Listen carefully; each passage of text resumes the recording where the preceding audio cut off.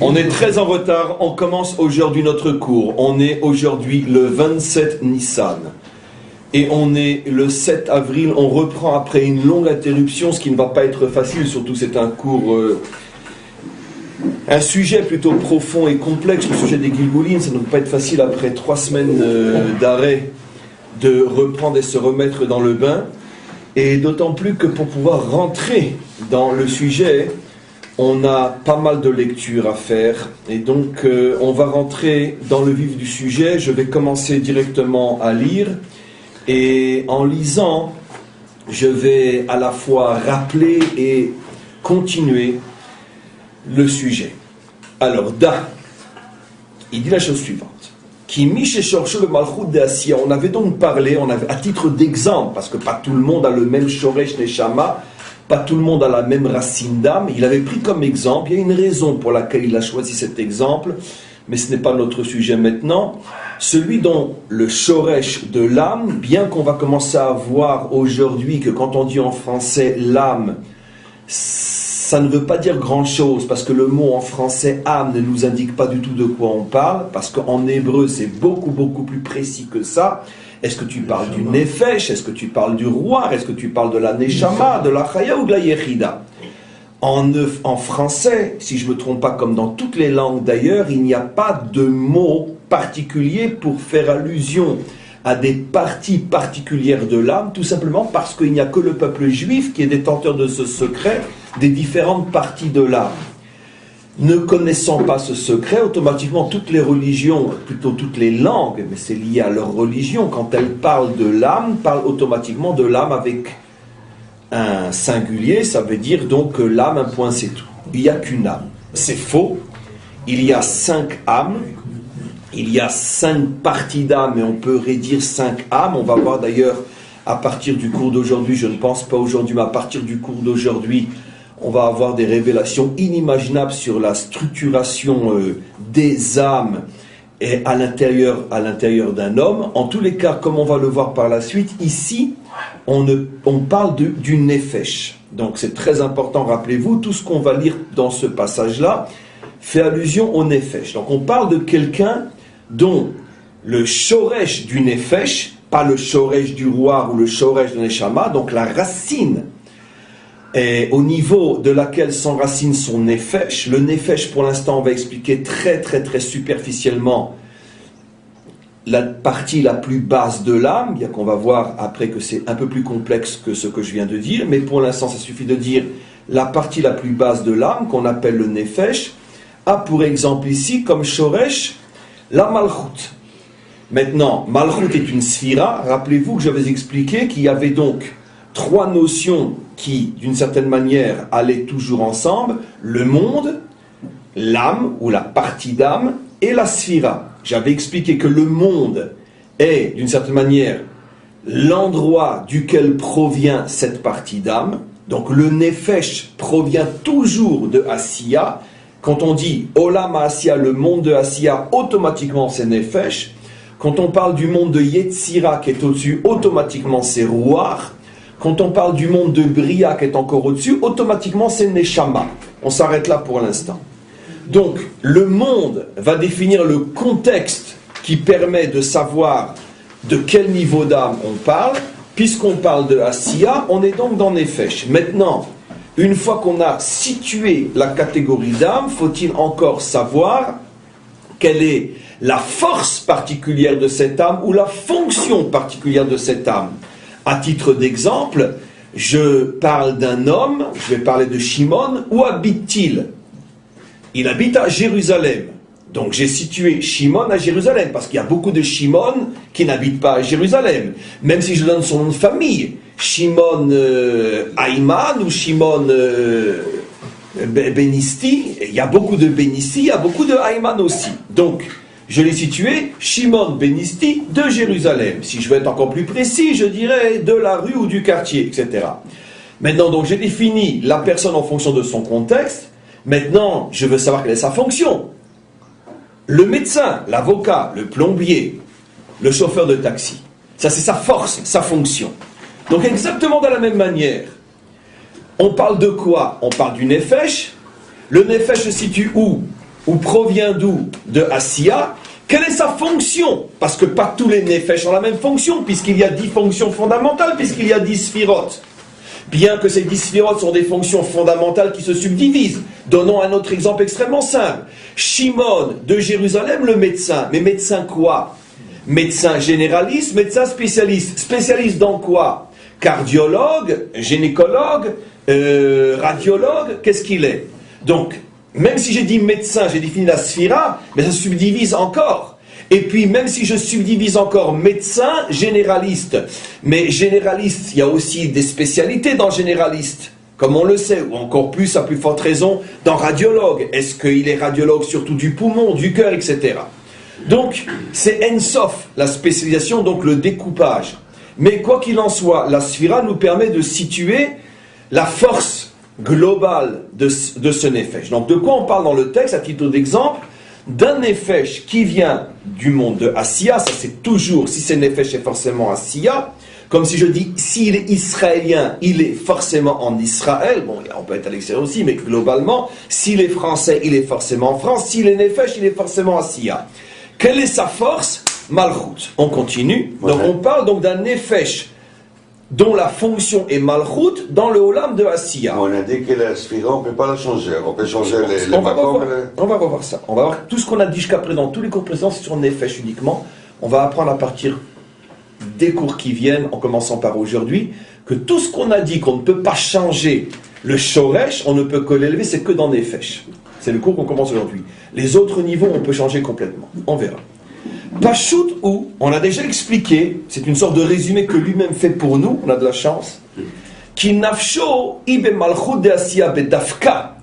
Quand je dis que son nefesh a pour shoresh malchut dans Asiya, c'est dafka. Ça veut dire que ça va lui coller à la peau, ou plutôt ça va lui coller à cette partie d'âme toute sa vie. Omnam, c'est-à-dire, im kolze al-yedé tikkun ma'asav, bien que cet homme, et c'est son devoir, car c'est pour ça qu'on est sur terre, va s'améliorer, va s'affiner, va se perfectionner, mais zdakeket nafsho, il va donc, à ce moment-là, quand il va, je vais revenir sur cette notion-là, mot à mot, tikkun ma'asav, lorsqu'il va améliorer ses actions, il va être mezaker son nefesh, il va donc, on pourrait dire, purifier, affiner, c'est le meilleur mot, c'est pas les ta'er, c'est les acher. Il va affiner son nefesh. Madriga achar madriga, il va lui permettre de monter de niveau en niveau, mais attention. Au point que, puisque le monde de Asiya a 10 sphirotes, on était parti d'un nefesh dont le shoresh est tout en bas de Asiya, Malchut. Avec ses ma'asim tovim, ses bonnes actions, il va permettre à son nefesh de monter jusqu'au niveau le plus haut de Asiya, qui va être donc Keter de Asiya, la plus haute sphira de Asiya. Mais attention, Adayin Sham, mais comprends bien que là-bas, même si le nefesh monte jusqu'à Keter, Einenorag beprinat malchut de Keter de Asiya. Ça veut dire que le shoresh ne va pas changer. Ça sera toujours un shoresh de malchut, mais à un niveau plus haut. J'avais déjà donné un exemple très simple dans la vie de tous les jours, peut-être pas celui que je vais redire maintenant, mais c'est toujours le genre d'exemple qui nous permet de comprendre. Quelqu'un commence médecin et terminera médecin. Il sera toujours médecin. Mais dans son statut de médecin, il peut commencer comme médecin, comme petit médecin de campagne, et puis il peut terminer chef de clinique. Mais il est toujours médecin. De plus, dans sa branche, il ne va pas changer. Il a commencé, admettons, radiologue dans une petite campagne, il va terminer radiologue en chef et chef de clinique de radiologie. Une clinique de radiologie. Chef de la clinique, mais il est toujours radiologue. Donc il n'a pas changé sa force. Il a augmenté ses capacités, son niveau de force, d'expression de force. Parce que la force de Malchut, lorsqu'elle est tout en bas dans Asiya, s'exprime moins fortement que lorsqu'elle est dans Keter. Mais c'est toujours la même force qui est Malchut. Donc il ne peut pas changer de Shoresh, il ne fait que le faire monter. Rappelez-vous, quand on a commencé cette série, enfin pas cette série, parce que la série, elle a traité d'autres choses aussi, mais on pourrait dire cette partie dans la série, je vous avais parlé de la différence entre l'escalier et l'ascenseur. Quand on monte quelque part, on peut monter de deux manières. Par le principe de l'escalier ou par le principe de l'ascenseur. Si tu montes par le principe de l'escalier, à chaque fois que tu montes, tu quittes complètement l'endroit dans lequel tu te trouvais. Par contre, quand tu montes dans un ascenseur, tu ne quittes pas l'endroit qui te fait monter. Tu changes de niveau, mais toujours dans l'ascenseur. Tant que tu n'en sors pas, tu es toujours dans le même ascenseur. Donc ici, on parle d'une ascension ascenseur. Ton ascenseur, c'est la malchoute. Simplement, avec la malchoute, tu montes de niveau de plus en plus haut. Tu étais tout en bas dans Asiya, et tu vas te retrouver tout en haut dans Keter. Du premier étage, tu es passé au 100e étage. Je dis exprès 100 parce que la valeur numérique qui correspond à Keter, c'est 100. Tu étais au rez-de-chaussée, tu es passé au 100e étage. Tu as une beaucoup plus belle vue, les prestations sont meilleures, ton appartement se vend sans doute 100 fois plus cher, vu la vue que tu as. Mais quoi qu'il en soit, tu es toujours dans l'ascenseur, donc tu n'es pas sorti bien sûr. Donc, on continue. Donc, Adaïn Sham Enenorag Beprinat Malchut de Keter de Asiya, il est toujours, même dans Keter, dans Malchut de Keter de Asiya. Qui en Shorsho Rag Beprinat Malchut. Parce que son Shoresh, sa racine c'est Malchut, il ne peut pas changer ça. Aval Mukhar ou bien qu'il a l'obligation, car c'est pour ça qu'on est sur terre, d'affiner son âme, plutôt son nefesh, mais malgré tout, Afalpik chez Adaïn, Az Eneno Nikra Ram Prinat Malchut de Ketatia, mais il ne pourra pas changer ce shoresh, il l'affine mais il ne le change pas.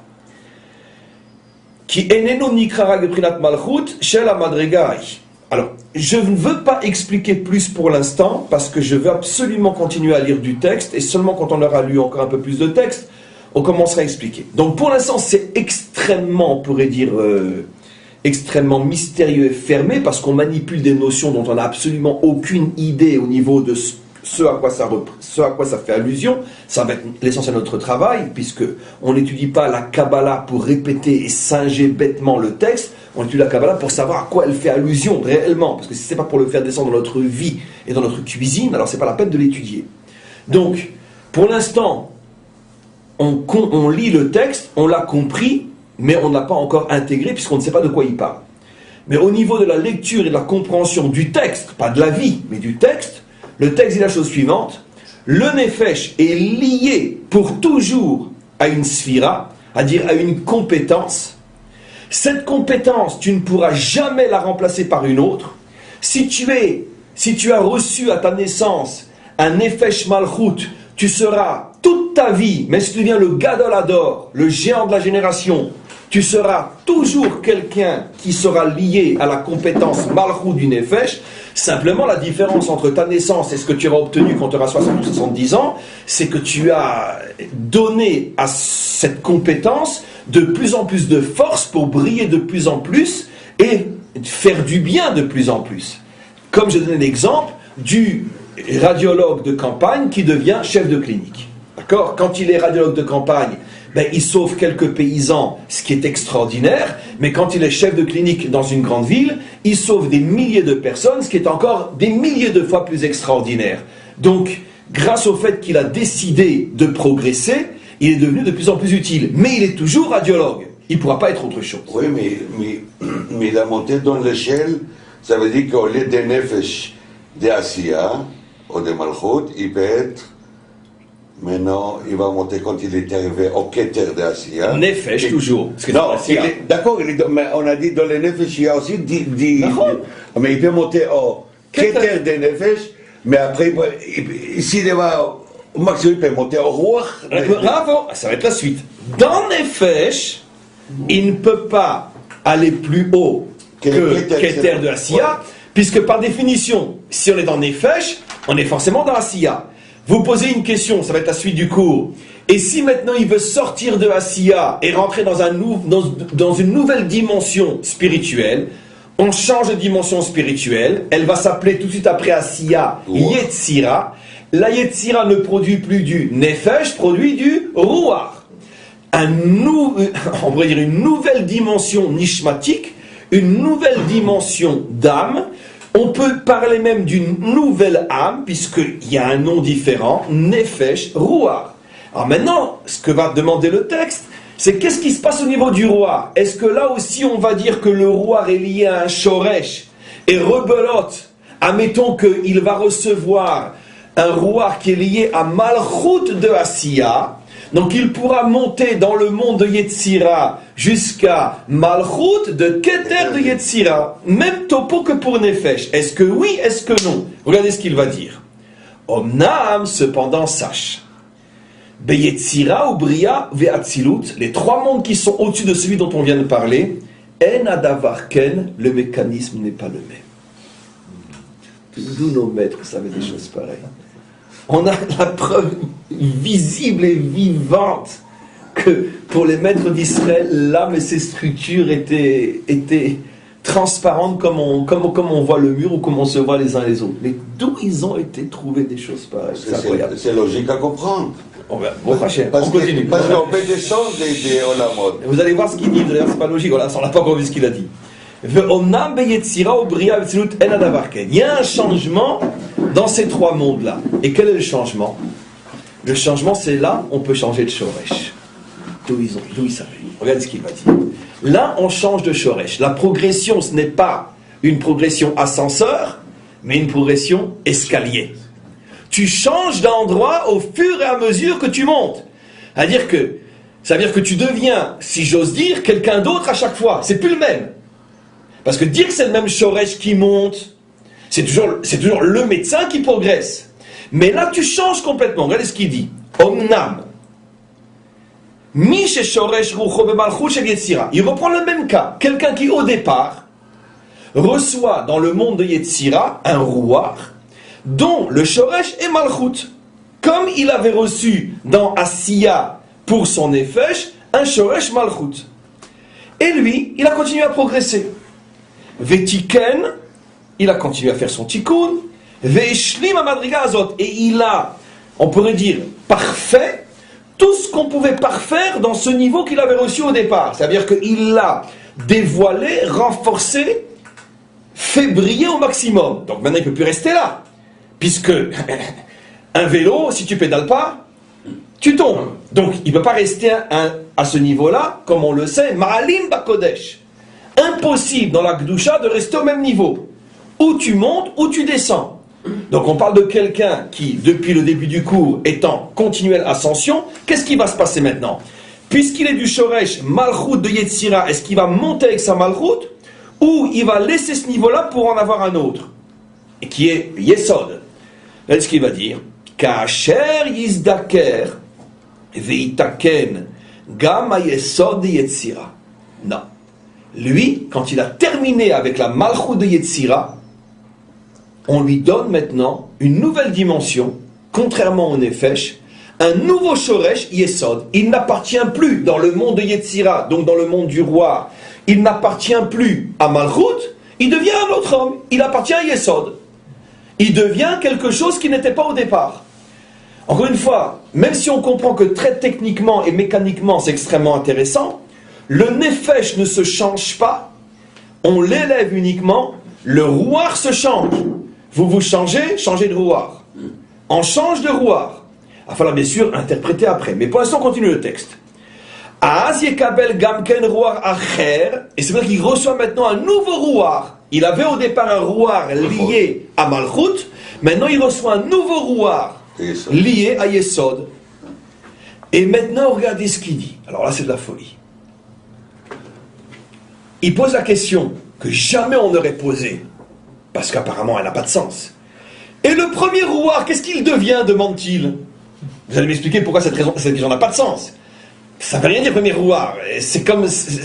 pourquoi? Parce que, je veux dire, il est d'accord, il a changé de rouar, mais... Peut-être mieux. Ve'arouar Arishon, et le premier rouar qu'il avait reçu au départ, qui était un rouar de Malchut, Asherlo Malchut qu'il avait reçu de la Malchut, Nishar le Mata, il reste en bas, ce rouar-là reste en bas, Bemalchut de Asiya. Ça veut dire qu'il avait un rouar de Malchut de Yetzira, maintenant de Yetzira, rouar de Malchut de Yetzira, il a maintenant reçu un rouar de Yesod de Yetzira, Et le premier rouar, lui, qu'est-ce qu'on en fait? Où il va? Il reste dans Malchut. C'est toujours le sien, mais il reste dans Malchut. On verra beaucoup plus tard que ce rouar-là est vivant, il lui appartient, et il peut s'en servir ou l'utiliser d'une certaine manière, comme on verra, mais je ne vais pas en parler aujourd'hui. Il existe encore. Simplement que maintenant, lui, il se trouve à un niveau plus haut, mais ce Malchut de Yetzira existe encore, et il reste au niveau de rouar de Malchut de Yetzira. C'est comme si, d'une certaine manière, il commençait maintenant à être plusieurs personnes. Dans le monde de Asiya, Nefesh, il reste toujours la même personne, puisque c'est toujours le même Nefesh.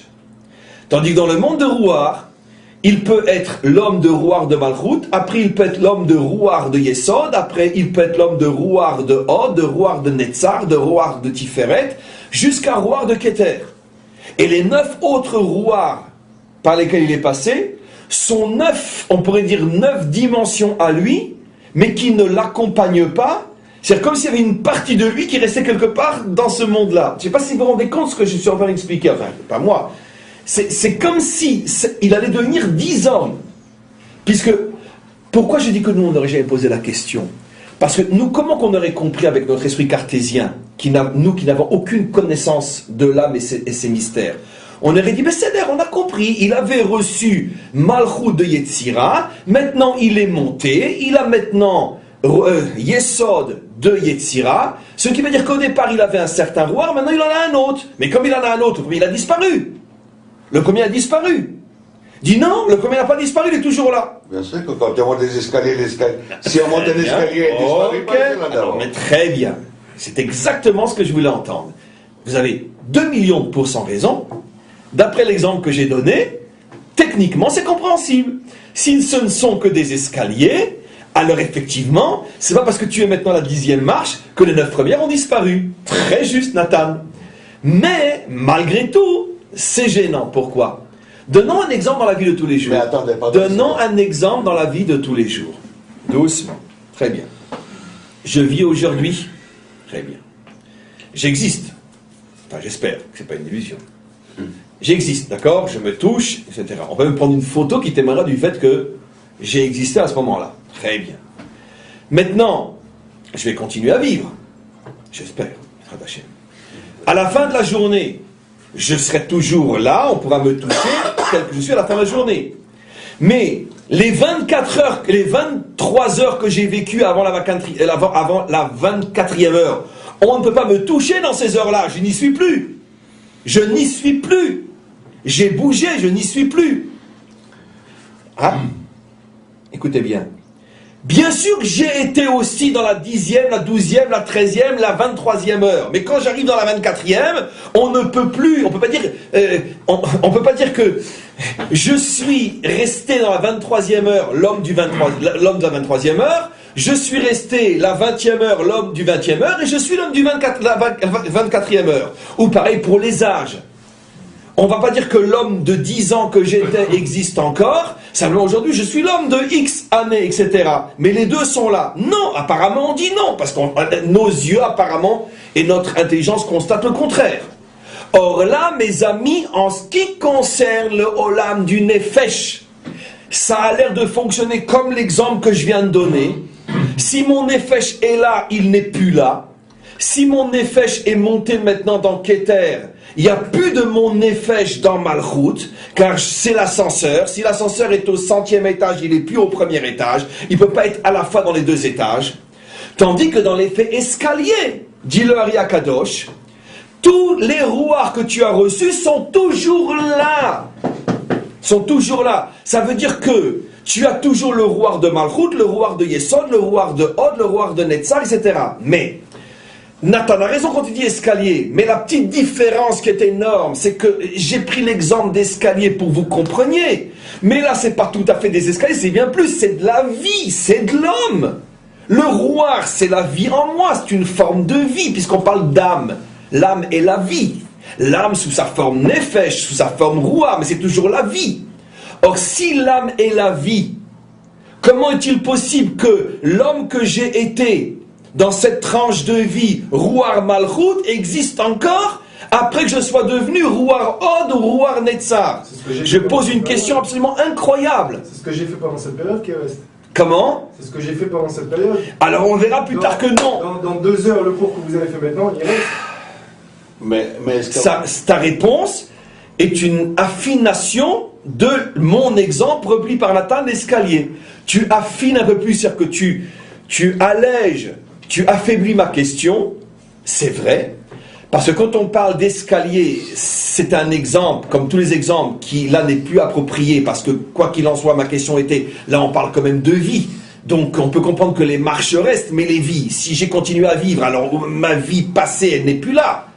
Toi, tu me dis non, effectivement, la vie passée n'est plus là, mais c'est ce que tu as fait à ce moment-là qui reste. Le problème, c'est qu'on verra un petit peu plus loin, plus haut aujourd'hui, on va rentrer dans la science-fiction absolument incroyable, c'est que non, c'est bien plus que ça. Le roi reste véritablement, ce roi vivant reste. Il est là. c'est parce qu'on parle. À partir de Rouar, l'homme se décuple. Décuple. À partir de Rouar et aussi Neshama et à plus forte raison Chaya et Echida, l'homme se décuple. C'est-à-dire que il y a plusieurs hommes de Rouar qui sont en moi. Il y a plusieurs hommes de Neshama qui sont en moi. Ça veut dire qu'un homme peut être très schématiquement 10 hommes de Rouar. Chacun d'entre nous ne peut être qu'un seul homme de Nefesh et peut être 10 hommes de Rouar, 10 hommes de Neshama, 10 hommes de Chaya et 10 hommes de Yechida. C'est-à-dire que si vous faites le compte de la somme des hommes possibles, bien que je ne comprends pas encore, 10 pour 3, d'accord, Yetzira, Bria et Atzilut, 10 pour 3 mondes, ok. Non, laissez tomber Yechida. 10 pour 3 mondes, parce que Yechida c'est déjà 1000. 10 pour 3 mondes, ça fait combien? Ça fait 30 hommes, et 1 pour Nefesh. Ça fait 31 hommes. C'est-à-dire qu'il y a un potentiel de 31 hommes dans un être humain. 31 hommes. Mais vous comprenez que ça nous prépare entre autres le phénomène du La Shetia. Gilgoul. Oui. Le phénomène du Gilgoul. Ben évidemment. On verra par la suite, et ça nous prépare à ce genre de choses absolument incroyable, que, bon ça j'enregistre ou j'enregistre pas, que le même homme peut revenir au même moment dans des corps différents, parce que un a son rouar et l'autre a sa neshama, ou bien deux peuvent avoir aussi le rouar, mais un rouar différent, au même moment. Au même moment. Alors c'est pas possible qu'un homme il s'est marié avec lui-même. Comment? Vous donnez un exemple comme ça. Non, parce que... D'abord, un homme se marie toujours avec lui-même parce qu'en vérité, son épouse, c'est son âme sœur. Donc c'est l'autre partie de son âme. Donc il se marie avec lui-même de toute façon. Parce que nous, on parle... Parce que pourquoi dans le deuxième, après les malchoutes, on peut monter avec plusieurs? Parce que un être humain, il peut rechuter aussi. Il peut tomber. Alors, il va pas tomber de Keter Yetzira au Nefesh Asiya tout de suite. Okay. Il faut qu'il prenne les escaliers en bas, il s'arrête chaque fois. Attends, ça c'est juste, mais c'est pas le propos maintenant qu'on évoque. Le propos qu'on évoque est... C'est qu'il y a l'espace et le temps, c'est ça, nous on parle des temps et on est en espace. À ce moment précis, nous sommes là autour de cette table, à titre très très schématique, des hommes de Rouar. Par définition, le Rouar est la partie, disons, très spirituelle de l'âme. Quand on étudie, quand on prie, etc. Donc là, on est en train d'étudier, nous sommes des hommes de Rouar. Nous existons tous à ce moment-là, avec certainement en commun on a du Rouar en nous qui se dévoile, pas forcément au même niveau, même sphira, même compétence, etc. Mais en tout cas, on est des hommes de Rouar. Chacun d'entre nous, Be'ezrat Hashem, c'est certain, va progresser. Ce qui veut dire que d'ici un mois, on espère tous que, sur le plan spirituel, on est progressé. Maintenant, à ce moment précis, on est bien vivant. Le roi qu'on a en nous, c'est notre vie du moment. Dans un mois, on aura changé, on aura progressé. Mais cet instant que nous vivons maintenant aura disparu. Mais il nous aura marqué. D'accord, ça c'est dans le langage philosophique, mais là on est dans le langage juif, ça veut dire c'est beaucoup plus mamachi, c'est beaucoup plus concret. C'est pas de la théorie, c'est réel. C'est-à-dire que normalement, selon notre connaissance de l'évolution humaine, d'accord, on va dire ce que Michael a dit, nos actions, nos actions vont rester soit dans un langage plus humaniste, philosophique. Ce moment nous accompagnera toujours parce qu'il nous aura marqué, il fait partie de notre évolution. Tout ça, c'est juste. Mais on verra que c'est encore plus fort que ça. Ce moment-là n'a pas disparu. Il est là avec toute sa vie, c'est-à-dire que ce rouard-là ne disparaîtra jamais. Il ne disparaît pas. Nous, il va nous être voilé ce rouard si on continue à progresser. On ne sera pas ce qu'il est devenu. Mais il est quelque part dans le Olam HaYetzira. Il est quelque part. C'est-à-dire qu'un homme, si vous voulez, a, au moment précis où il vit, le niveau de rouard qui lui correspond et qui est dans son corps et qui lui donne vie. Et c'est pour ça qu'il en est conscient. Mais quand après je vais changer de rouard, pas affiner mon rouard comme dans Nefesh, mais changer de rouard, un nouveau rouard va venir en moi, mais celui qui était en moi maintenant, qu'est-ce qu'il va devenir? Il est vivant celui-là, puisque c'est lui qui me donnait vie. Eh bien il va être positionné dans le Olam HaYetzira, comme dans une salle d'attente. Ce rouard va se trouver là-bas, dans la sphira qui lui correspond, qui était dans ma vie avec mon corps, le niveau que j'avais à ce moment-là. Et qui, dans le monde de l'Yetzira, ce niveau s'exprime sous forme de sphira. Mais il existe, ce roi est là. Ce qui veut dire qu'il n'y a pas de présent, passé, futur pour l'évolution d'un homme. Toutes ces notions-là sont des concepts uniquement humains parce que nous vivons uniquement au présent. Nous n'avons pas encore un lien avec le futur et le passé. Nous n'avons pas le moyen de l'enfermer dans quoi que ce soit, donc nous l'appelons passé. Nous n'existons qu'au présent. Cette conception, ou plutôt ce ressenti de l'existence comme n'étant que le moment présent, est la conséquence du voile, olam, dans lequel nous nous trouvons. Mais en vérité, la vérité est qu'il n'y a ni passé, ni présent, ni futur. Tout ce que tu as été dans ta vie est vivamment présent. C'est présent, c'est pas dans un album de photos, c'est pas dans mes souvenirs, c'est pas dans mes marques, c'est pas dans mes actions. Ce que j'ai été est là, simplement ça m'est caché des yeux. Tout ce que j'ai été est là. Simplement que tant que nous sommes dans ce monde, avec ces rideaux, ces voiles et ces écrans, il ne nous est pas donné de voir la personne de 20 ans que nous avons été. La personne de 20 ans que nous avons été n'est pas seulement une marque qui reste en moi, qui a forgé mon cerveau, mon mental et ma morale. C'est pas seulement ça, c'est une véritable réalité. L'être que j'ai été à 20 ans est aussi présent, quelque part, pas dans ma dimension à moi, mais aussi présent que l'homme que je suis aujourd'hui. Ce qui veut dire que lorsque, d'une certaine manière, toute la vie se reconstitue à nous, nous nous apercevons que nous sommes peut-être des milliers d'hommes. Des milliers d'hommes. Et que cette vie que j'appelle ma vie, au présent, n'est qu'une fraction, qu'un fragment de vie. Tout est là, rien ne s'est perdu, rien ne se crée, rien ne se perd. Rien ne s'est perdu. Ça, c'est l'une des conséquences les plus terribles, voulues par le maître du monde, les plus terribles du voile dans lequel nous nous trouvons, c'est que nous pensons que nous ne sommes que ce que nous voyons. Mais en vérité, c'est faux, tout est là. Il n'y a pas de passé, présent, futur, il n'est que dans notre tête. Le passé, présent, futur, c'est la raison pour laquelle le nom divin ineffable, Yud-Ke Vav-Ke, comme on sait, est une contraction des trois temps, qui signifie qu'il est à la fois le passé, le présent et le futur en même temps.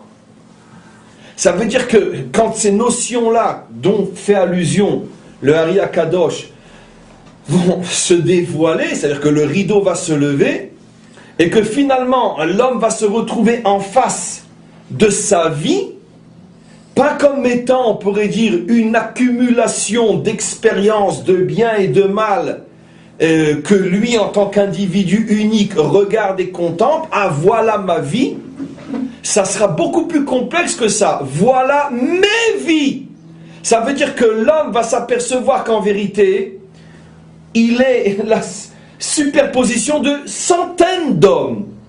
Je ne dis pas nécessairement, puisque je vais dire tout le contraire, qu'il y a autant d'hommes que de secondes de vie, parce qu'en 120 ans, ça ferait énormément d'hommes.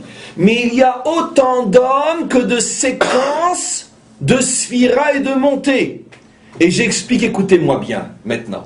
Supposons quelqu'un qui est né, maintenant je ne parle plus de Nefesh, dans Nefesh on verra que c'est un peu différent. Je parle dans Rouar, je parle de l'homme du Rouar. Supposons que, comme l'exemple qu'il donne, que je suis né avec un Shoresh qui s'appelle Malchut de Rouar. Toute ma vie, je suis resté dans Malchut de Rouar.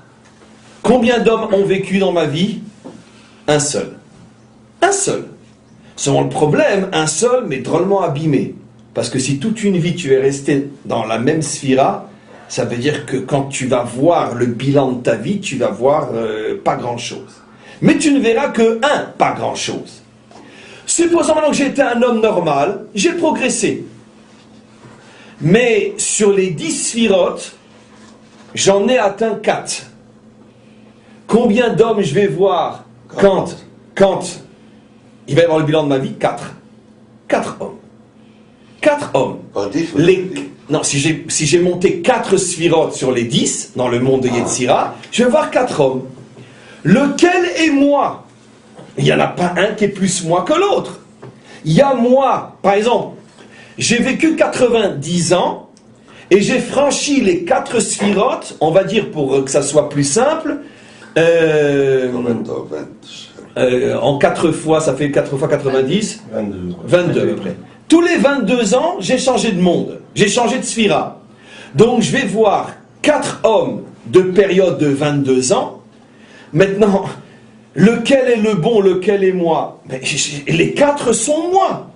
Les 4 sont moi. Vous vous rappelez cette vieille question que tout le monde pose? Si à la résurrection, à quel âge on revient, lequel va revenir, de quel Gilgoul, etc. Je suis déjà en train de vous montrer, grâce à ce texte, que toutes ces questions s'effondrent sur le mur de notre ignorance. Ces questions, il n'y a qu'un idiot qui peut les poser. Puisque de toute façon, cette question, elle a comme point de départ que je ne suis que ce que je me vois être. Ce qui veut dire que si jamais quelqu'un il meurt à 90 ans, il se pose la question, quand il y a la résurrection, à quel âge je vais revenir? Je préfère revenir à l'âge de 30 ans, quand même. Mais la question ne se pose qu'à l'idiot. Pourquoi? Parce que de toute façon, celui qui a ce secret-là, il ne peut jamais poser la question. Puisque même s'il meurt à 90 ans, il n'est pas plus l'homme de 90 ans que celui qu'il a été à 30 ans. L'homme de 30 ans est toujours là. Il existe, cet homme de 30 ans, seulement nous, on ne le voit pas. Il peut continuer à évoluer. Comment? L'homme de 30 ans. Alors ça, c'est le problème des Gilgoulim. Mais ne compliquons pas plus que ce qu'on dit déjà. Comprends? Ce qui veut dire que si tu progresses, tu vas te décupler en plusieurs hommes. Et chacun d'entre nous a un potentiel premier, parce qu'après ça se subdivise encore, mais ne compliquons pas plus. Chacun d'entre nous a un potentiel de 10 hommes par monde à partir de Yetzira. Ce qui veut dire Yetzira, Bria, Atzilut, chacun d'entre nous a un potentiel de 30 hommes, plus un qui est l'homme du Nefesh, mais qui lui peut monter ou descendre aussi, comme dit Nathan. Pareil pour les autres mondes, tu peux monter et descendre. Mais quoi qu'il en soit, tu ne peux pas être plus qu'un. Ce qui veut dire qu'il y a un potentiel de 31 hommes. 31, c'est la valeur numérique de quel mot? El. El, qui est la racine de Elohim. El, Elohim. Elohim, c'est le pluriel de El. El, qui est d'ailleurs l'un des noms de Dieu. Bereshit bara Elohim, El. Qu'est-ce que Dieu a créé dès le départ? Les 31 possibilités d'être homme. El. Ce qui est très intéressant, vous savez combien de rois il y avait en Eretz Knaan que Yehoshua a dû vaincre pour pouvoir mériter cette terre? Comme par hasard, 31. Pourquoi 31? Parce que ces 31 rois de Knaan représentaient les 31 clipotes, les 31 forces qui empêchent l'homme juif d'atteindre tous les niveaux possibles et inimaginables qui lui sont donnés d'atteindre, les 31 niveaux, la perfection dans Nefesh, la perfection dans Ruach, etc. Chacun d'entre nous peut être 31 hommes. Maintenant, je sais que c'est très très compliqué. Donc, si vous voulez, donc Israël se bat contre les 31 rois de Canaan, se battent la terre d'Israël. La terre d'Israël est l'endroit, est le seul endroit au monde où peuvent se dévoiler les 31 niveaux qui se trouvent à l'intérieur de chacun d'entre nous, les 31 hommes qui se trouvent à l'intérieur de chacun d'entre nous. Et il y a 31 clipotes qui empêchent le dévoilement. Maintenant, juste, je vais rajouter, c'est sûr ça nous est très compliqué de comprendre, ça veut dire quoi? Je suis 31 hommes, ça veut dire quoi? Mais le problème, Ilan, c'est que pourquoi l'homme que tu as été à 20 ans aurait disparu et n'existerait que l'homme que tu es aujourd'hui à 40 et quelques? Pourquoi? Pourquoi? Vous êtes gentil. Puisque, oui, je ne voulais pas dire plus. Comment? Enfin, tu fais la quarantaine, quoi qu'il en soit. Donc, pourquoi il aurait disparu? Parce que tu ne le vois pas? Pourquoi cette injustice? Comment peux-tu imaginer que tu n'existes que... Et alors, ça veut dire quoi? Alors, imaginez-vous un homme qui a été un homme gigantesque. Un homme... Voilà, on a... Je ne vais pas vous donner des exemples. Imaginez-vous un homme qui a été un homme gigantesque, peu importe dans son domaine, et qui a vécu très longtemps, et qui vieillit, qui en vieillissant devient une épave. Alors quoi? On va dire, bon ben, c'est ça? C'est ça, c'est l'épave?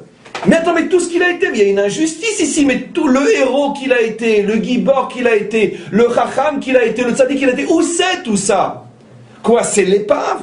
Mais non, non. Toutes ces tranches de vie existent d'une manière vivante, réelle, simplement que dans notre mitziou, dans notre réalité, le maître du monde ne nous permet pas de voir ce que l'homme de 30 ans que j'ai été est devenu, etc. Mes amis, c'est vrai dans le bien, mais c'est malheureusement vrai aussi dans le mal. Vous imaginez, avec une différence énorme, je vais vous expliquer. Mais d'abord, pour rigoler un petit peu, vous imaginez quelqu'un a eu de très très très mauvaises périodes dans sa vie, affreuses, horribles, mais après il a progressé, etc. Et imaginez-vous qu'à l'âge de 50 ans, où il est devenu quelqu'un de très très bien, tout d'un coup il croise, sans le savoir, l'affreux monstre qu'il était quand il avait 25 ans. Ah, il aurait peur. Il dit, mais c'est toi ça? C'est vrai ce que je dis ou c'est vrai ce que je dis? C'est vrai, c'est faux. Si l'homme quitte ce monde sans faire véritablement teshuva, même s'il s'est amélioré, mais qu'il n'a pas fait teshuva, je vais expliquer la différence entre les deux, les autres ne disparaissent pas. S'il a fait une vraie teshuva, ça c'est le miracle de la teshuva, ils disparaissent, ils n'existent plus, volatilisés, ils disparaissent. Quelle est la différence entre s'améliorer et teshuva? C'est facile. Prenons un exemple simple, un homme dévergondé, 20 ans, 30 ans, 40 ans, 45, la force de l'âge, 50 ans aujourd'hui encore, catastrophe. Bon, il arrive à 60, 70 ans, 80, il se calme, d'accord, ça n'intéresse plus. Il s'est amélioré, mais il n'a pas fait teshuva. Il s'est amélioré. Supposons même qu'il a commencé à s'améliorer à un âge où il pourrait encore. C'est pas encore faire teshuva, c'est un moment où il a tellement tout eu que ça n'intéresse plus. Très bien, ça c'est s'améliorer. Faire teshuva, c'est quand à 30 ans, à 35 ans, à 40 ans, il dit non, Adkan, c'est fini. Là, les autres disparaissent, volatilisés. La différence entre teshuva et s'améliorer. Mais s'il ne s'améliore pas, tous les mauvais sont là. Aujourd'hui, il ne les voit plus. Et quand à 60 ans, il est devenu un monsieur rangé, bonne famille, bon mari, etc., et puis son passé, personne ne le connaît, donc il peut se la jouer et croire qu'il est le monsieur bon chic, bon genre d'aujourd'hui. Mais quand le rideau va se lever, qu'on va lui montrer tous les monstres qu'il a été, qu'il est encore, il ne saura plus lequel il est. S'il a fait teshuva, on lui montre que ce qu'il est devenu. Donc, en tous les cas, la question qui se pose et qui est extrêmement complexe maintenant, c'est finalement, alors qui on est? Qui on est? On est celui de 20 ans, on est celui de 30 ans, on est celui de 50 ans, on est celui de 60 ans. Qui on est? Alors, est-ce que c'est faisable que, dans ma vie à moi, par exemple, si j'aurais 120 ans, qui était maître des mondes, est-ce que je suis capable? Et j'ai monté pour avoir 31 personnes. Est-ce que je suis capable de me voir moi-même, de parler avec 31 personnes? Oui, on verra dans le phénomène des Gilgulim, sauf que là, on n'en est pas conscient, sauf si on est un Ari Akadosh, que dans le phénomène des Gilgulim, la même personne peut revenir et se retrouver lui-même décuplé en X personnes au même moment, il peut avoir même des copains, des amis, des associés, etc. Il est associé avec lui-même. Oui. Donnons un exemple très célèbre. C'était les deux du rouard. Au même moment, ils ont vécu. Bon, ils ne se sont pas connus eux, mais ils ont vécu au même moment. D'après notre tradition biblique telle qu'elle est expliquée par le Ari Akadosh. Deux rouards de Caïn se trouvaient au même moment à l'époque et ont été connus, bien qu'eux ne se connaissaient pas, mais ils ont été connus par une personne qui les a connus tous les deux. Moshe a connu l'Égyptien qu'il a tué, et il a connu Yitro son beau-père. L'Égyptien qu'il a tué et Yitro son père étaient, dit le Ari Akadosh, du même rouard de Caïn. Ils auraient pu se rencontrer aussi. Maintenant, Moshe a rencontré une autre personne Moshe a rencontré une personne qui était le même que lui, pas tout à fait du même bord, parce que heureusement il y a le libre arbitre. Moshe a rencontré Bilham. Les deux étaient du rouard de Havel. C'est incroyable. Ce qui veut dire qu'avant de parler des Gilgulim, parlons d'abord du Gilgul, c'est de la folie. Ça veut dire qu'on peut se retrouver le grand ami de soi-même, bien sûr, d'une certaine manière. Parce que tout simplement, pour expliquer un peu plus profondément d'après ce qu'on explique, quand je dis que Bilham, ou bien que Yitro et le Mitzri, tués par Moshe, étaient les deux du rouard de Caïn, c'est vrai, mais pas de la même sphira, bien évidemment. Ce qui va changer, c'est la sphira. Donc un était peut-être Malchut, l'autre était peut-être Yisod. Mais les deux sont revenus. Mais au départ, dans Caïn, c'était dans la même personne. Vous comprenez? Ce qu'il y a des mystères inimaginables qu'on ne peut même pas imaginer dans les rencontres, dans les associations, dans les amitiés, ainsi que parfois dans les animosités. Il y a des choses qui, en vérité, nous précèdent et chaque vie est le résultat de quantité de choses qu'on ignore complètement. Alors, Adam Arishon, avant le décret, qu'est-ce qu'il était? Dans quelle sphira? Normalement, il doit être dans le plus haut. On dit qu'Adam Arishon était avant la faute à un niveau où il était kollel, il englobait toute la réalité. C'est-à-dire que l'ensemble, tout le potentiel de toutes les âmes possibles et inimaginables, absolument. À tous les niveaux. Il avait les 31 niveaux, etc. Absolument. Je ne dis pas que l'on comprend à la perfection ces notions-là, pas qu'on les comprendra pas. On les comprendra à la perfection, à notre niveau, bien sûr, mais à la perfection. Aujourd'hui, ça nous est difficile, parce qu'on commence seulement aujourd'hui à rentrer dans une dimension complètement nouvelle. On aura consacré pratiquement tout le cours à commencer à asseoir un chidouche inimaginable. Alors maintenant, la question qui se pose juste avant Ilan, c'est que finalement, alors donc, se dévoile à moi, on parle de quelqu'un positif, d'accord, qui n'a pas de monstre à voir, parce que même s'il l'a été, il a fait une vraie tchouva. Donc le bilan, après, il est, admettons, une quinzaine d'hommes. Pas 31, pas quelqu'un qui a atteint tous les niveaux possibles, une quinzaine d'hommes. Et des tranches de vie qui correspondent à des états de sphira, de progression. D'accord? Parce que même 20 ans ou 30 ans d'une vie ne peuvent être qu'un homme, si c'est la même sphira. Vous comprenez ce que je dis? C'est que d'ailleurs, comme en français, on parle d'une ère. Une ère peut durer des fois 2 siècles. C'est toujours la même ère. Parce que c'est le même état d'esprit. Très bien. Donc c'est la même notion. Donc on est des ères d'hommes. Donc, quoi qu'il en soit, mon âme se retrouve, finalement, avec 10 hommes. Et encore, je ne parle que dans Rouar. Parce que je dois rajouter après aussi Neshama. Pour ne parler que d'eux. Donc, peu importe. On parle de Rouar maintenant. Je me trouve avec 10 hommes de Rouar. Lequel je suis? Lequel finalement va être l'homme essentiel? Lequel? Je suis une partie de... Comment? Et dans Triatamétine de la résurrection, qu'est-ce qui revit? Qu'est-ce qui revient dans le corps de la résurrection? Ça, c'est des questions extrêmement importantes. Qu'est-ce qui va se passer? Et donc, on continue. Encore 1 minute ou 2. Non, pas de texte aujourd'hui. 1 minute ou 2. J'arrête le cours dans quelques minutes. C'est déjà plus que suffisant. On est déjà assommé, moi le premier. Juste une chose que je veux faire remarquer dans le texte qui est extrêmement importante. Vous avez remarqué que quand il parle de progression, soit du type Nefesh, ascenseur, soit du type roi, escalier, il parle de tikkun ma'asav. Il parle du perfectionnement des actions. Dans un livre de sciences comme le Ari Akadosh, vous imaginez que le choix des mots et le choix des images, le poids des mots et le choix des images, etc., est extrêmement important.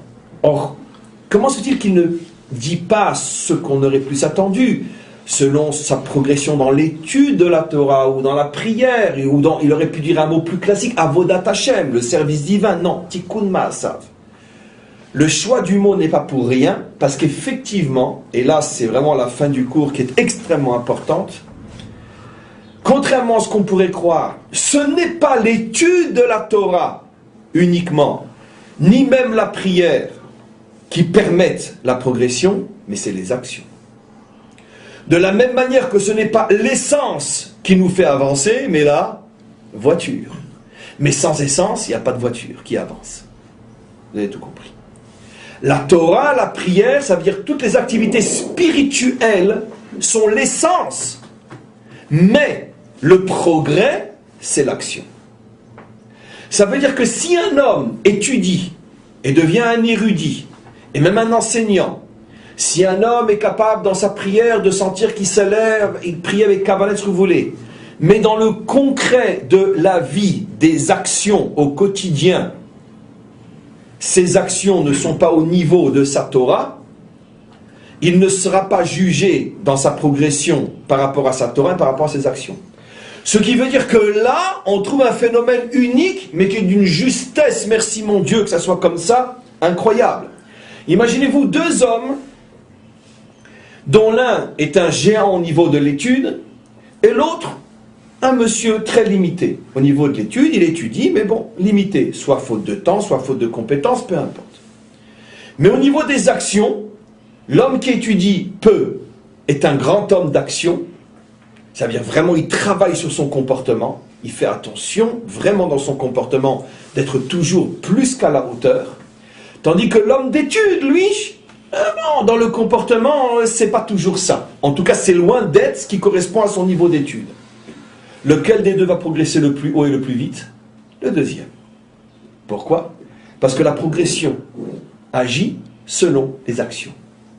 Évidemment que s'il n'y a pas d'étude, pas de mitzvot, pas de prière, je m'excuse de devoir préciser une évidence pareille, un homme qui n'étudie pas la Torah, qui ne pratique pas les mitzvot, qui ne mange pas kasher, qui ne fait pas Shabbat, etc., c'est évident que de toute façon, ses actions seront tout en bas et plus encore de l'échelle spirituelle des actions qu'un juif doit faire pour pouvoir progresser. Et ne serait-ce que parce qu'il profane Shabbat, qui est, même si d'un côté il est charitable, il est bon mari, bon citoyen, ce que vous voulez, chaque Hilul Shabbat, bien que ce n'est pas à nous de juger, mais chaque Hilul Shabbat c'est une catastrophe. Donc c'est évident que de toute façon il se trouve déjà dans une situation où ses actions sont catastrophiques. Chaque morceau de porc qu'il met dans la bouche est une catastrophe. C'est Hiroshima à chaque fois, dans son âme. Donc même si après il donne la charité, de toute façon il est éclaté. Donc on ne parle pas de ça. On parle de quelqu'un qui a le tronc commun du judaïsme, kashrut, Shabbat, mitzvot, etc. Mais dans l'étude, la prière, etc., c'est pas son truc. Et l'autre, c'est un grand érudit dans la Torah. Mais avec des actions où c'est le contraire. Celui qui est petit dans l'étude fait vraiment des efforts dans l'action. Qui est celui qui progresse le plus? Celui-là. D'où je le sais, c'est pas un coup à Ladinovitch. Bon, Rachel, on l'étudie un petit peu nous aussi, le Talmud, et on le connaît un petit peu. Une Gemara explicite. La Gemara rapporte sur Abaye et Rava. Alors, je refais d'abord ce que je dois faire pour que vous compreniez, je vous mets dans le contexte. Abaye et Rava sont les deux maîtres du Talmud les plus cités dans tout le Talmud. Il n'y a pratiquement pas une page du Talmud sur les dizaines de milliers de pages où ils ne sont pas cités. Eux et leurs enseignements. C'est les géants des géants des géants des géants. Et c'était vraiment des géants tant au niveau de la Torah qu'au niveau des actions. Ça c'est évident, parce que sinon ce ne seraient pas les maîtres du Talmud. Ça c'est évident. Malgré tout, le Talmud nous rapporte que Abaye et Rava, par leur grandeur morale et spirituelle, méritaient d'avoir un dévoilement d'Eliyahu Hanavi régulièrement. L'un, je ne sais plus lequel des deux, je crois c'est Rava, une fois par semaine, tous les vendredis avant l'entrée du Shabbat. Et l'autre, je crois, une fois par mois ou une fois par an. Je ne sais plus. Mais ils avaient un dévoilement d'Eliyahu Hanavi. Et tout d'un coup, un jour, ils ont entendu qu'il y avait, dans une ville pas très loin de chez eux, là, ils avaient leur yeshivot, un médecin, pas du tout connu comme étant un rav, un talmid racham, etc., qui avait un giloui d'Eliyahu Hanavi tous les jours. Tous les jours, Eliyahu Hanavi venait le voir. C'est pas possible, comment c'est possible? Attends, on se déchire pour l'avoir une fois par semaine ou une fois par an, lui tous les jours. Ils ont été voir, ils veulent apprendre. Pas, ils veulent comprendre. Mais qu'est-ce qu'il fait pour mériter ça? Je vais raconter 2 histoires, enfin je vais raconter 10 qui prouvent ce que j'explique.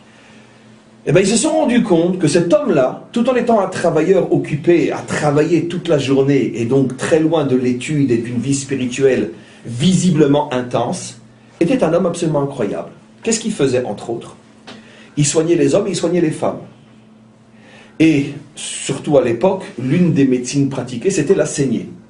Très bien. Quand il devait enlever du sang à une femme, il avait un habit spécial, parce qu'il fallait la déshabiller. Donc il avait un habit spécial, où il la recouvrait de cet habit-là pour ne pas la voir, et il y avait un petit trou à différents endroits de l'habit, comme des écailles, et selon là où il devait faire saigner, il ouvrait cet endroit-là, il rentrait le scalpel, je sais pas, il faisait saigner à cet endroit-là, de manière à ne pas la voir. Première action qu'il faisait. Deuxième action qu'il faisait, quand un pauvre venait et qu'il n'avait pas d'argent pour payer, il ne lui demandait pas d'argent pour payer.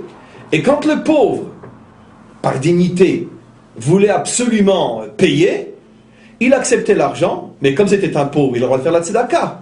Après, il le faisait suivre par quelqu'un, pas lui-même, pour lui remettre la somme exactement, ou un peu plus simplement pour qu'il se rende compte, en tzedaka, pour ne pas prendre de l'argent de lui. Et la Gemara raconte encore 2 ou 3 choses qu'il faisait. Ça veut dire quoi? Ils se sont aperçus que cet homme-là, alors que justement il est dans le monde du travail, dans le monde de l'action, où on se grossit dans le sens de grossièreté, où on se désaffine, où on se déspiritualise, d'accord? Et qu'il n'y avait absolument aucun problème, d'après la halakha, il n'y a aucun problème pour un médecin de voir le corps d'une femme, c'est pour la soigner, il n'y a aucun problème. Mais lui, donc il aurait pu très bien dire que je suis médecin, c'est mon métier, que j'ai besoin de me compliquer, etc. Non. Il avait pris sur lui des choses qui ne sont même pas demandées par la loi. De même, t'es pauvre, t'as pas de quoi payer, mais c'est mon métier, il faut bien que je travaille moi aussi. Donc si je fais payer personne, alors comment je vais vivre? Et si je suis plus médecin, donc on peut trouver 1000 raisons de dire qu'il doit se faire payer, parce que dans ce cas-là, tout le monde va en pâtir s'il ne peut plus pratiquer son métier. Non. Mais peu importe, voilà comment qu'il est. Les enfants d'Aaron. Comment? Comme les enfants d'Aaron dont on a parlé la semaine dernière. Pourquoi? Parce qu'eux aussi, ils ont fait des choses qui n'étaient pas demandées. Oui, mais ils ont été punis, au contraire. Oui, mais l'inverse. Mais pourquoi lui il est resté? La différence, c'est que eux, c'était pour se rapprocher d'Hachem, lui, c'était pour se rapprocher des hommes. C'est la grande différence. Pour se rapprocher d'Hachem, on lui dit, ne prends pas pour le bon Dieu. Pour se rapprocher des hommes, plus t'en fais, et mieux c'est. Donc, voilà ce qu'ils faisaient. Quand Abaye et Rava ont vu ça, ils ont dit, on comprend tout. On comprend pourquoi il mérite cet homme-là. Voilà. Je vais raconter une autre histoire. Donc, on voit bien que c'est aussi grand, véritablement, qu'était Abaye et Rava. Quoi qu'il en soit, celui qui avait des actions au-delà de la norme a été récompensé plus. Et sur le plan spirituel, car Eliyahu Hanavi, c'est pas une récompense matérielle. Pas qui s'est enrichi. Un gilouï d'Eliyahu Hanavi. Ça veut dire que c'est une récompense spirituelle, alors que c'est un homme qui, sur le plan matériel, est beaucoup plus bas que Abaye et Rava. Une autre histoire que rapporte le Talmud, avec Rabbi Yoshua ben Levi. Rabbi Yoshua ben Levi méritait, lui aussi, parce que certainement il était immense même dans les actions, qu'Eliyahu Hanavi vienne le voir tous les jours. Tous les jours, il venait le voir pour étudier la Torah avec lui. Un jour, Eliyahu Hanavi disparaît, il ne vient plus. Pendant plusieurs jours, il ne vient plus. Et enfin, il revient le voir, genre, t'as pas compris pourquoi je viens pas? Tu continues? En colère. Rabbi Yoshua lui dit, mais qu'est-ce que tu fais? Mais pourquoi tu es pas venu? Il dit, pourquoi je ne suis pas venu? Et parce que tu as fermé à clé la porte de la cour qui mène à ta maison, et les pauvres ne peuvent plus rentrer chez toi pour te demander de la tzedaka, comme tu le faisais jusqu'auparavant. Il a dit, mais enfin, mais je l'ai fait pour la Torah, Parce que j'étais dérangé constamment. Je n'arrivais pas à étudier, préparer mes cours, à enseigner. Et j'ai décidé que quelques heures par jour, quand je m'occupe de Torah, je ferme la porte pour pas que je sois dérangé. C'est pour ça que je suis pas venu. Comment tu oses laisser les pauvres à la porte? Ça veut dire, on voit un truc absolument incroyable. Il ferme la porte au moment où il enseigne la Torah pour pouvoir apparemment faire quelque chose qui est beaucoup plus grand et qui est au-dessus de tout, apparemment. Il perd Eliyahu Hanavi. Et je pourrais raconter des dizaines d'autres histoires comme ça dans le Talmud. Le Talmud nous révèle la chose suivante. Évidemment, on ne va nulle part sans essence, c'est clair, mais sauf que sauf, c'est pas avec un bidon d'essence qu'on voyage, c'est avec une voiture. Et la voiture, c'est les actions. C'est les actions. Donc si quelqu'un se dit, puisque j'ai beaucoup d'essence, j'ai pas besoin de voiture, au contraire, c'est très dangereux. Si quelqu'un passe avec une allumette, tu risques de sauter. Attention. L'essence sans voiture, c'est très très dangereux. Très dangereux. C'est ce que nos maîtres disent. Celui qui a plus de Torah que d'action, à quoi il ressemble? À un arbre magnifique, mais qui n'a pas de racines. Le moindre vent va venir et il va le faire tomber. Et donc, c'est pour ça que le Hari HaKadosh insiste sur les actions. Encore une fois, ça ne nous dispense pas, et loin de là, de l'étude et de toutes les actions spirituelles, mais il ne faut pas se tromper de combat, il ne faut pas se tromper d'armes, sauf un homme progresse grâce à ses actions, et ne progresse pas uniquement grâce à son étude de la Torah. Et malheureusement, on le voit tous les jours, et c'est tous les jours confirmé, dans le fait que des gens qui se sont consacrés plus à l'étude qu'à l'action, ça finit souvent très très mal, comme on le voit, etc. Quoi qu'il en soit, on a commencé un sujet qui est encore beaucoup plus mystérieux après l'avoir commencé qu'avant, parce que maintenant on sait que quelque chose de mystérieux existe et on ne l'a pas encore compris. On continuera bien sûr ce cours, et pour l'instant on arrête le cours pour aujourd'hui.